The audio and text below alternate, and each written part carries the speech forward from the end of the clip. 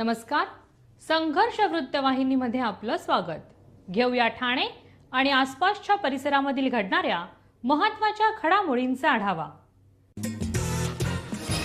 उपमुख्यमंत्री एकनाथ शिंदे, खासदार श्रीकांत शिंदे यांच्या मार्गदर्शनाखाली प्रमिलाताई केणी आणि मंदार केणी यांच्या संकल्पनेतनं ठाणे महानगरपालिकेच्या माध्यमातून कळवा नाका येथील पडीक जागेमध्ये सुंदर असं संगीत उद्यान उभारण्यात आलेलं आहे.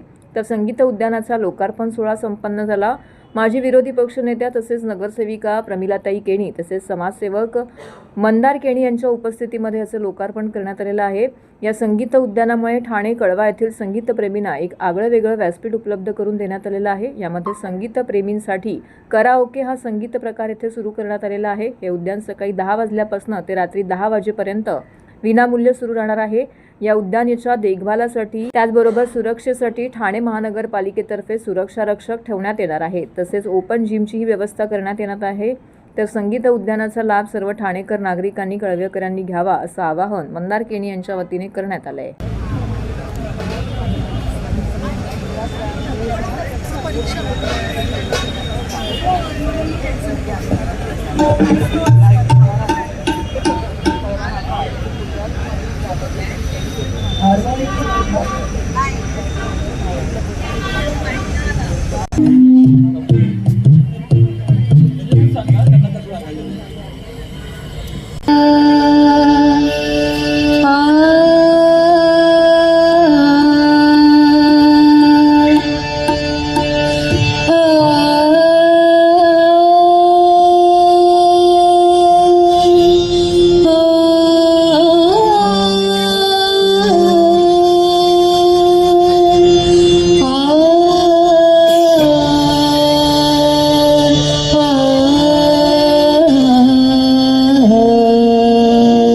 कळवेकरांसाठी या ठिकाणी संगीत उद्यान निर्माण करण्यात आलेलं आहे. हे मला वाटतं ठाण्यातील पहिलं संगीत उद्यान असेल ज्या ठिकाणी खास जे संगीतप्रेमी आहेत किंवा आर्टिस्ट असतील ह्या कलाकारांसाठी एक हक्काची जागा या ठिकाणी उपलब्ध करून देण्यात आलेली आहे. हे फक्त उद्यान नसून या ठिकाणी प्रत्येकजण जो आज घरी ज्याला कोणाला गायक आहे किंवा कोण तबला वाजवत आहे तर कोण हार्मोनी शिकतं आहे किंवा कोण गिटारिस्ट आहे या सगळ्यांना प्रॅक्टिस करण्यासाठी एक हक्काचं स्थान या ठिकाणी निर्माण करून दिलं आहे. कळवा नाक्या छत्रपती शिवाजी महाराज पुतळ्यांच्या शेजारीच ह्या उद्यानाचं या ठिकाणी सुरू करण्यात आलेलं आहे आणि मला वाटतं ह्याचा सगळ्याच कळवेकर ठाणेकरातली सगळ्याच कलाकारांना ह्याचा फायदा होईल. या ठिकाणी सगळेच कलाकार येऊ शकतात आणि एक नवीन एक धून बनू शकते, एक गाणं बनू शकतं मला वाटतं आणि त्यासाठी ही एक नवीन संकल्पना होती आणि बरेच कलाकारांची आता करोकेचा सध्या आपण पाहू शकतो तर खूप क्रेज आहे.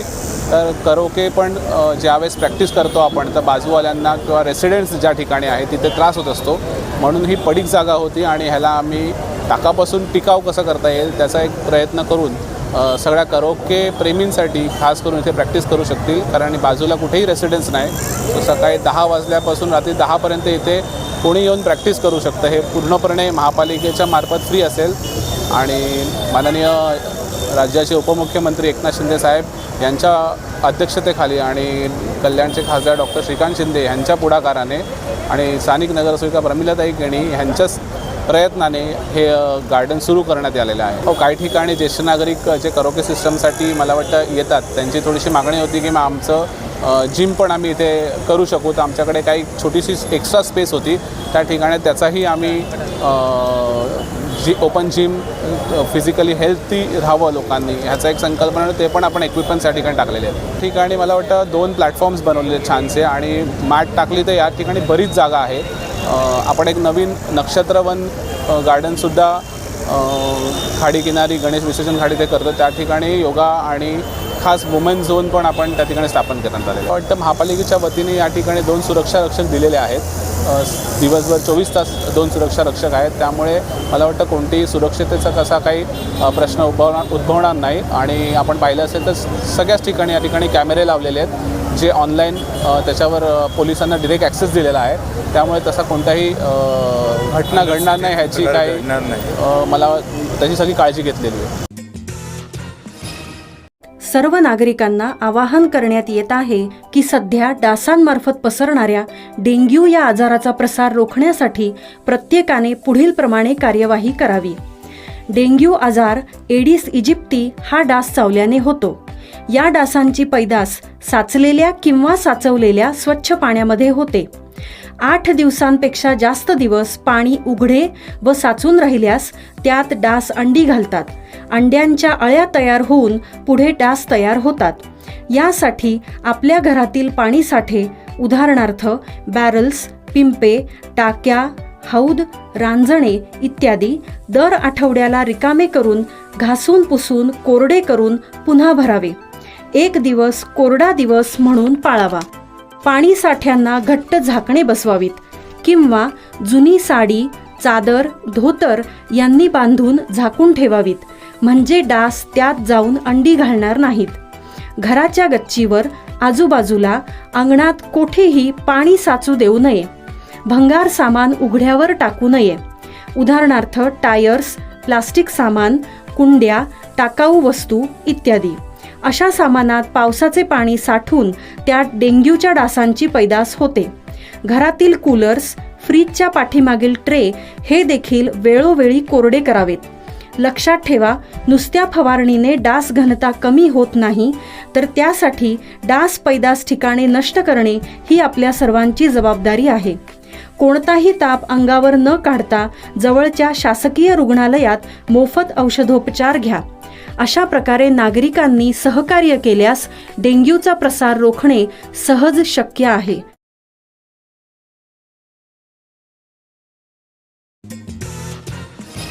श्री स्वामी समर्थ महाराज यांनी श्रीमती सुंदराबाई काडगावकर यांना प्रत्यक्ष दिलेल्या प्रासादिक चर्मपादुका दर्शन सोहळा ठाण्यामध्ये आयोजित करण्यात आला होता. श्री स्वामी समर्थ महाराज कृपा ट्रस्ट व स्वामी फाउंडेशन यांच्या वतीने हा कार्यक्रम आयोजित करण्यात आलेला होता. स्वामी फाउंडेशनचे तानाजी परशुराम कदम आणि महेश परशुराम कदम यांच्या हस्ते या पादुकांचं विधिवत पूजन करण्यात आलं. तर सायंकाळी भाविकांसाठी या ठिकाणी दर्शनाकरिता विशेष कार्यक्रमाचं आयोजन केलं होतं. या प्रासादिक चर्मपादुका दर्शन सोहळ्याला राष्ट्रवादी काँग्रेस शरदचंद्र पवार पक्षाचे ठाणे जिल्हा अध्यक्ष मनोज प्रधान तसेच सर्वपक्षीय नेते व स्वामी भक्त मोठ्या संख्येने उपस्थित होते. आलेल्या प्रत्येक भक्तांकरिता या ठिकाणी महाप्रसादाचं आयोजन देखील करण्यात आलेलं होतं. उपस्थित भक्तांनी मोठ्या संख्येने येथे उपस्थित राहून दर्शनासोबतच महाप्रसादाचा देखील आनंद घेतलेला आहे. आलेल्या प्रत्येक मान्यवरांचं स्वामी फाउंडेशनच्या वतीने या ठिकाणी स्वागत देखील करण्यात आलं. अत्यंत भक्तिमय वातावरणामध्ये हा कार्यक्रम या ठिकाणी संपन्न झाला.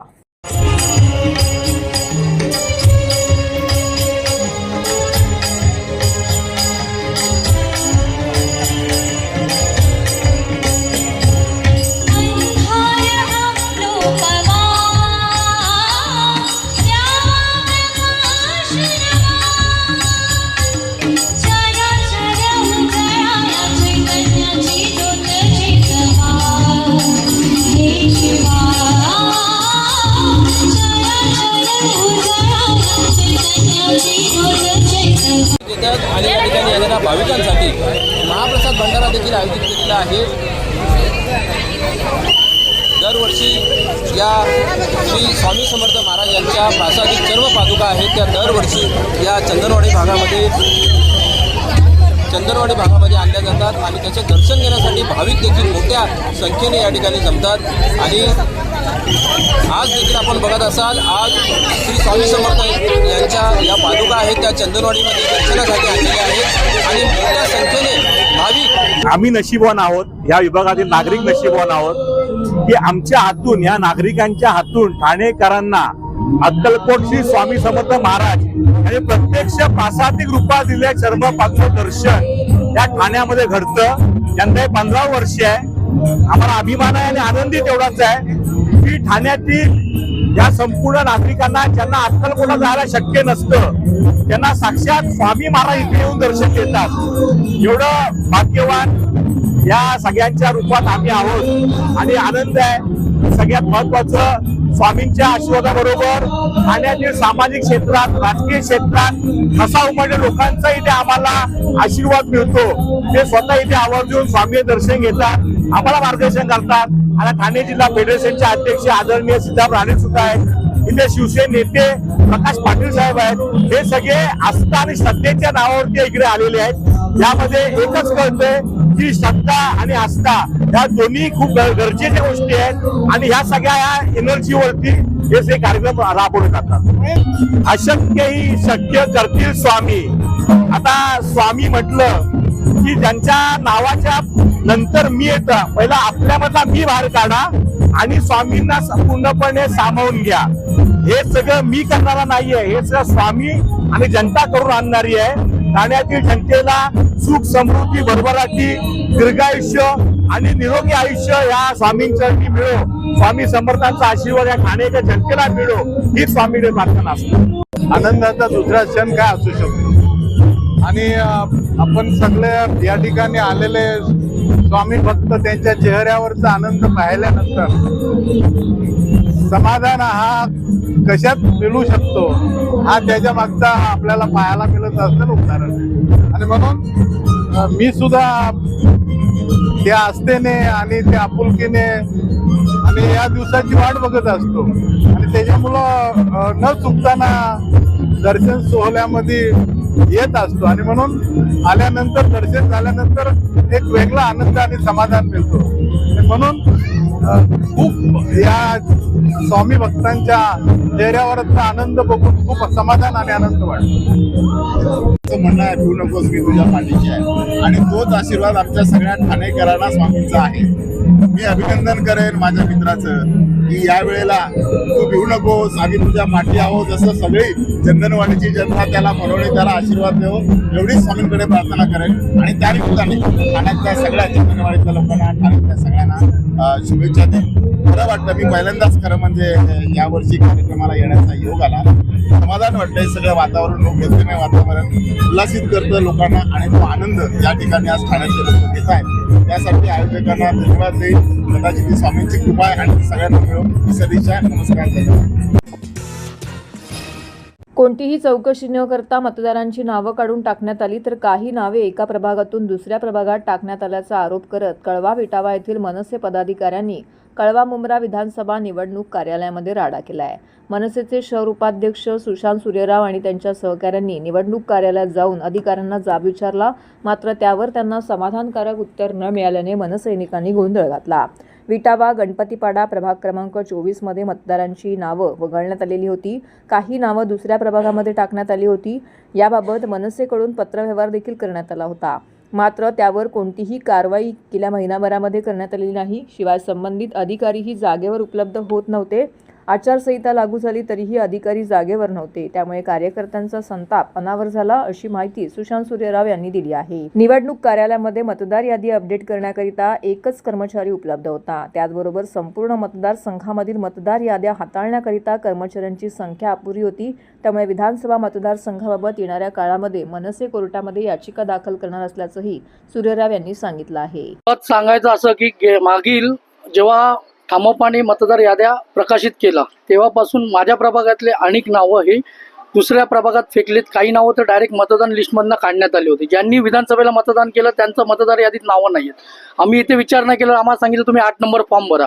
आज 8 नंबर फॉर्म भरून 25 दिवस झाले, परंतु यांच्याकडनं एकाही व्यक्तीचं मतदार नाव नोंदणी करण्यात आली नाही. पुन्हा दुसरी व्यक्त सांगायची तर 6 नंबरचा मतदार जो 18 वर्ष पूर्ण होतो त्याला घटनेने लोकशाहीने दिलेला अधिकार आहे का त्याला मतदान नाव नोंदणी करून घ्यायलाच पाहिजे.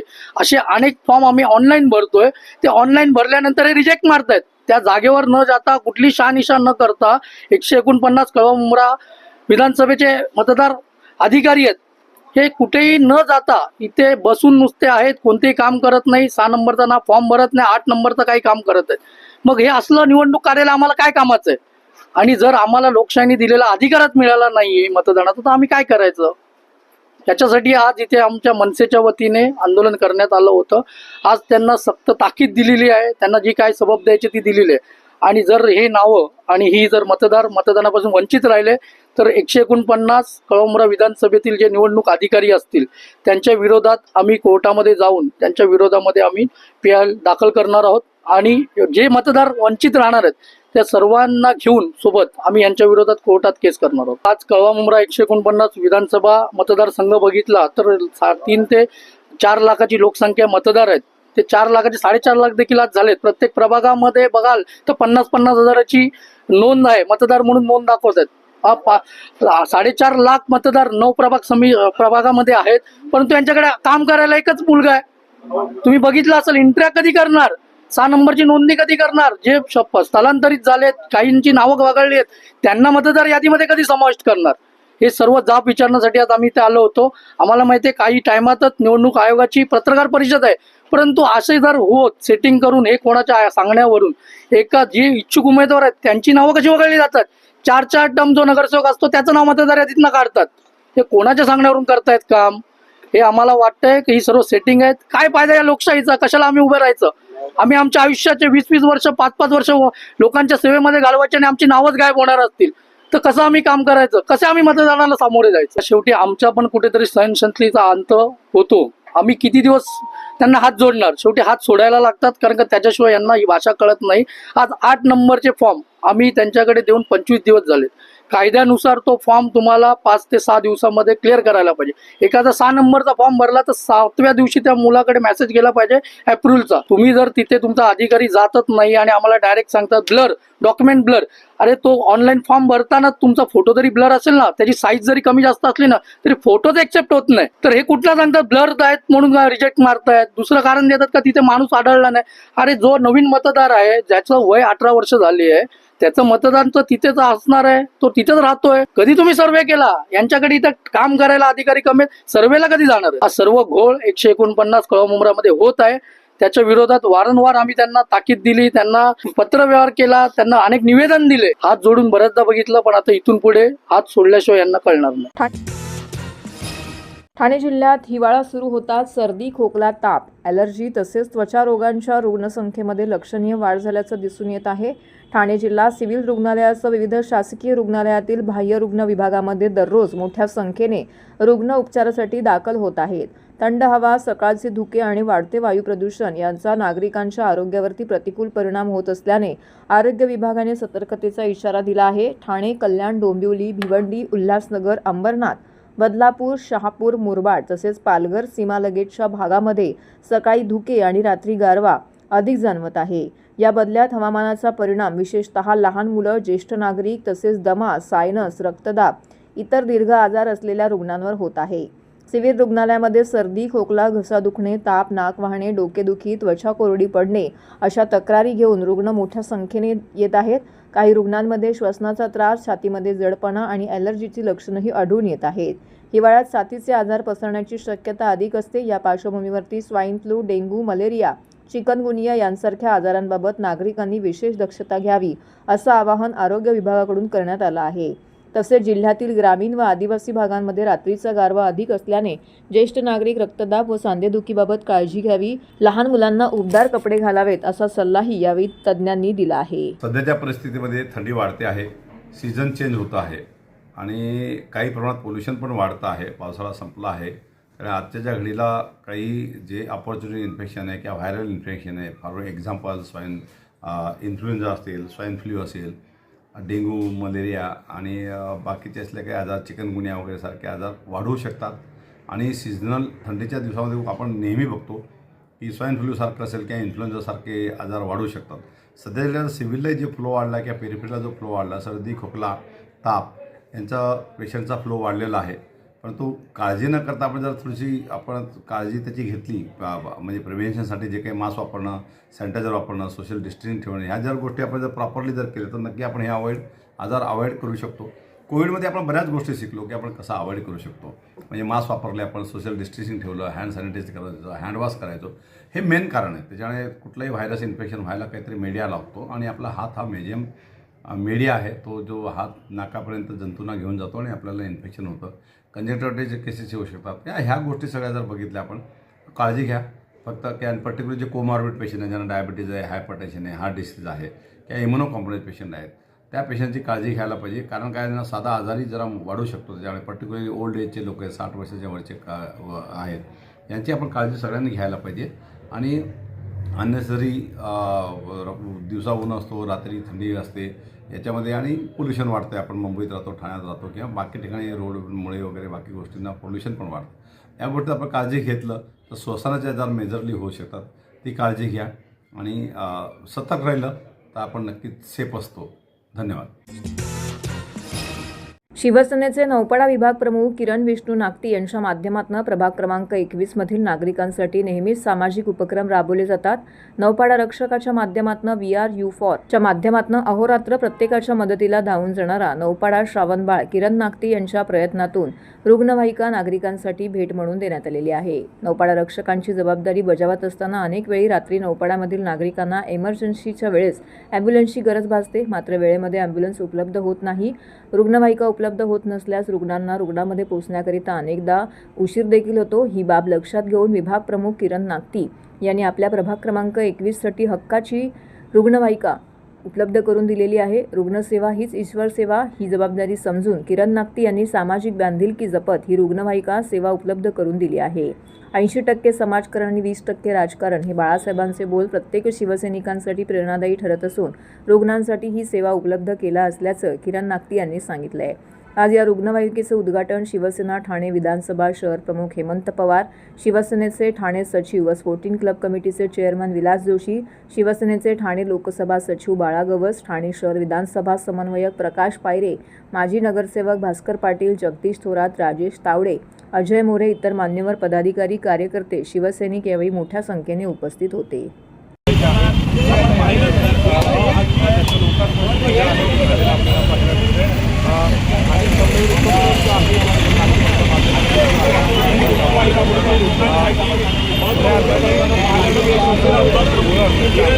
यांच्या माध्यमातून यांच्या प्रयत्नाने कधीतरी रुग्णवाहिका आजपासून ठाणेकरांसाठी सुरू झालेले पाहायला मिळते.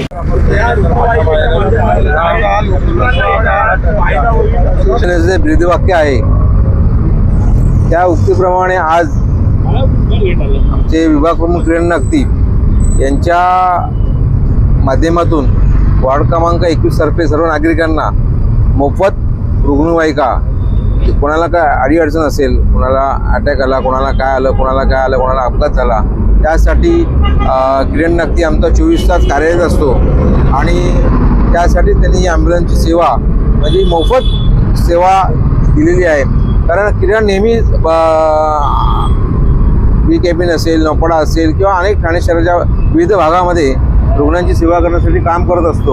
तर रुग्णांना कुठे अचानक अडीअडचण निर्माण झाली आणि अचानक काय प्रॉब्लेम झाला तर ह्या ॲम्ब्युलन्सचा उपयोग जसं जोशी साहेबांनी सांगितलं की कमीत कमी वेळा व्हायला पाहिजे, तसंच अगदीच अडीअडचण असेल कोणाला किंवा प्रॉब्लेम झाला असेल तर अशा वेळेला किरण नेहमीच या ॲम्ब्युलन्सच्या माध्यमातून त्या रुग्णांच्या घरीच पोचेल आणि त्या व्यक्तीला आपल्या हॉस्पिटलमध्ये योग्य उपचार मिळावेत यासाठी या ॲम्ब्युलन्सचा उपयोग करण्यासाठी किरणनी आणि वाड्यातल्या रुग्णांना, लोकांना, जनतेला मोफत म्हणजे शिंदेसाहेब जसं आज काम करत आहेत किंवा आमचे खासदार नरेश मस्के काम करत आहेत, आमचे सर्व परिवारातले प्रकाश पायरे असतील, आमचे ज्येष्ठ भास्कर पाटील असतील, बाळागावस असेल, जगदीश असेल, जे नेहमीच लोकांना सेवेसाठी तत्पर असतात, तसंच या ॲम्ब्युलन्सच्या माध्यमातून आमचे किरण नागती हे तत्पर असतील 24/7 या कृतीवर. आणि किरण तुला या कार्याबद्दल तुला जेवढं कौतुक करावं तेवढं थोडं आहे. अत्यंत कार्यक्षम असे विभाग प्रमुख या ठिकाणी उपस्थित आहेत किरण नागती. केवळ रुग्णसेवा हीच ईश्वर सेवा असं ज्यांचं ब्रीदवाक्य आहे आणि वी आर फॉर यू नावाची संघटना सुद्धा ते चालवतात. आमच्या प्रभागातील नागरिकांच्या आरोग्याची नेहमी काळजी घेतात. परंतु दुर्दैवाने काही अपघात झाला, कोणाला तातडीने मदत हवी असेल आणि रुग्णालयात दाखल करायचं असेल त्याकरता या ॲम्ब्युलन्सचा निश्चितच उपयोग होईल आणि आमच्या प्रभागातील नागरिकांना जेव्हा आवश्यकता भासेल आरोग्याची त्या ठिकाणी ही सेवा देण्यात येणार आहे. आणि मुख्य म्हणजे ही सेवा जी असेल हॉस्पिटलपर्यंत नेण्याची वगैरे ही विनामूल्य असणार आहे. याबाबतीत किरण नागती मी खरोखरच आमच्या सगळ्यांच्या वतीने तुमचं अभिनंदन करतो. धर्मवीर आनंद दिघे साहेबांच्या कार्यालयासमोर ही ॲम्ब्युलन्स लोकार्पणाचा सोहळा या ठिकाणी संपन्न होतोय. मला खूप खरंच बरं वाटतं. सर्व शिवसेनेचे पदाधिकारी या ठिकाणी उपस्थित आहेत. आमचे शहर प्रमुख हेमंत पवार साहेब सुद्धा या ठिकाणी, त्यांच्या शुभ हस्तेच हा लोकार्पणाचा सोहळा या ठिकाणी संपन्न झाला. खरं तर हिंदू हृदय सम्राट श्रीमान बाळासाहेब ठाकरे साहेबांचा एक मूलमंत्र आपल्याला माहिती आहे, 80% समाजकारण 20% राजकारण.